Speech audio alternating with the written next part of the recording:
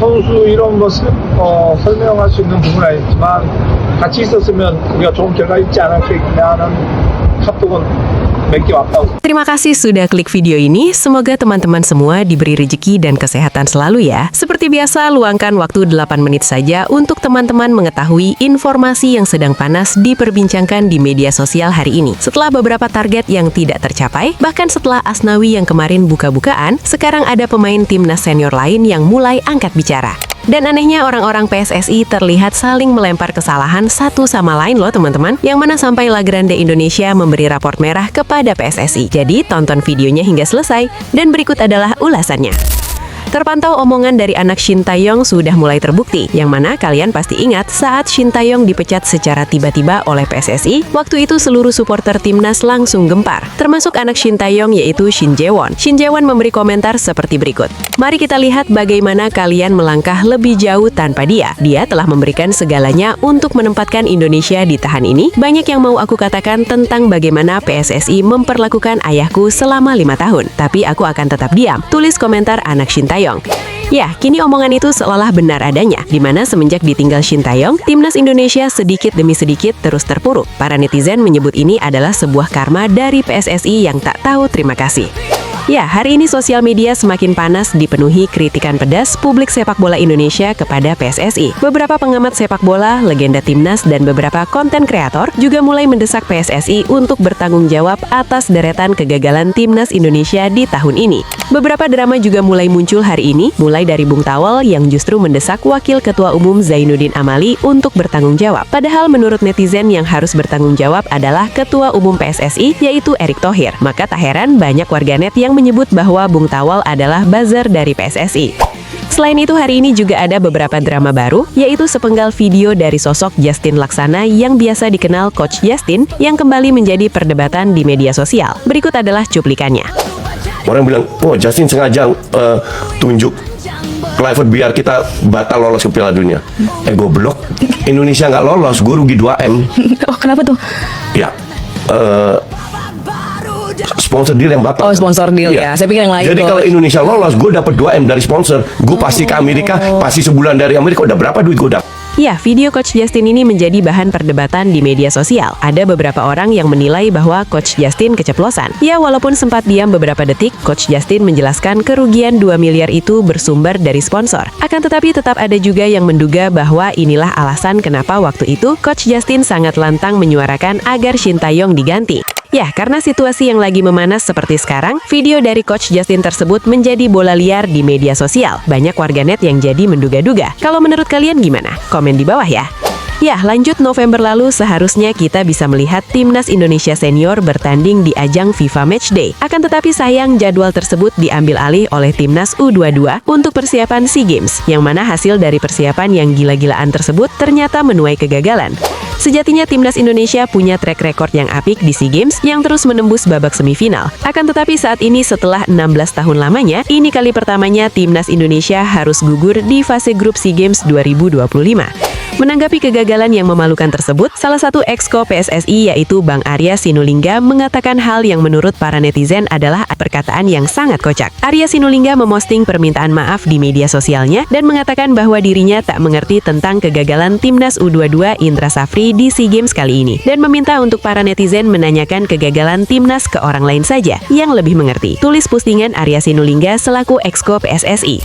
Jelas pernyataan Arya Sinulinga ini menuai banyak kritikan dari publik sepak bola Indonesia, yang mana para warganet menilai bahwa PSSI saat ini lepas tanggung jawab. Arya Sinulinga mengatakan bahwa dirinya tak mengerti kegagalan timnas U22 di SEA Games. Akan tetapi dulu saat timnas Indonesia meraih medali emas di SEA Games 2023, Arya Sinulinga adalah sosok yang paling heboh merayakan momen tersebut. Bahkan Arya Sinulinga saat itu menajak pawai besar-besaran di sekitar Monas untuk merayakan juara SEA Games saat itu. Maka dari itu sangat kocak rasanya jika saat timnas Indonesia gagal seperti ini, Arya Sinulinga justru bilang bahwa dirinya tak mengerti tentang kegagalan timnas U22. Ya, kekecewaan publik sepak bola saat ini sudah tidak bisa terbendung lagi, mengingat di era PSSI saat ini, kegagalan demi kegagalan terus terjadi. Seperti yang kita tahu bahwa sebelumnya timnas senior dan timnas U23 dipegang oleh Shin Tae-yong. Banyak prestasi yang tercipta saat itu. Tahun 2024 adalah tahun timnas Indonesia berjaya di tangan pelatih Shin Tae-yong, di mana saat itu orang orang-orang mulai semangat lagi untuk menonton timnas Indonesia. Akan tetapi semuanya berubah setelah Erick Thohir memutuskan memecat Shin Tae-yong di saat timnas Indonesia sedang dalam tren yang cukup konsisten. Erick Thohir menunjuk Patrick Kluivert untuk menggantikan Shin Tae-yong untuk melatih timnas senior. Dan hasilnya seperti yang kita tahu bersama, yaitu adalah kegagalan total. Di bawah pelatih Patrick Kluivert, timnas Indonesia sangat kesulitan mencetak gol, bahkan tak meraih satu kemenangan pun di ronde 4 kualifikasi Piala Dunia dan tak lolos Piala Dunia.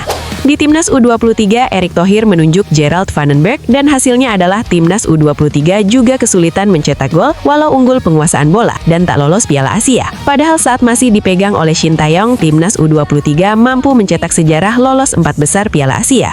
Dan terakhir, Erick Thohir menunjuk Coach Indra Safri untuk SEA Games 2025. Ya, memang tak ada yang salah untuk menunjuk Indra Safri sebagai pelatih SEA Games, karena Indra Safri adalah pelatih yang membawa Indonesia meraih medali emas SEA Games sebelumnya. Akan tetapi supporter timnas menilai bahwa taktik Indra Safri sudah mulai usang, mengingat negara lain juga terus berkembang pesat. Dan ternyata kekhawatiran supporter timnas pun terbukti, karena dengan skuad yang lebih mewah daripada SEA Games sebelumnya, Indra Safri justru gugur di fase grup. Ya, deretan kegagalan tersebut membuat PSSI mendapat raport merah dari supporter La Grande Indonesia yang selama ini memilih diam dengan keputusan-keputusan PSSI yang terus menuai kegagalan. Akan tetapi saat ini La Grande Indonesia maupun Ultras Garuda sudah habis kesabaran dan memberi raport merah kepada PSSI, dan Ultras Garuda meminta perombakan besar-besaran di tubuh PSSI, termasuk meminta Erick Thohir untuk out.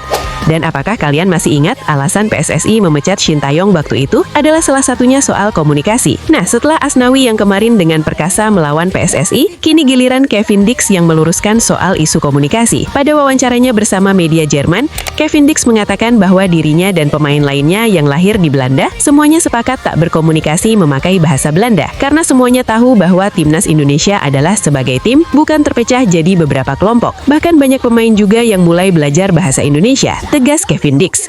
Ya, pernyataan ini seharusnya sudah bisa meluruskan soal isu komunikasi, yang mana ternyata dari era STY sampai ke era Patrick Kluivert, semua pemain tak memakai bahasa Belanda, melainkan bahasa Inggris dan Indonesia.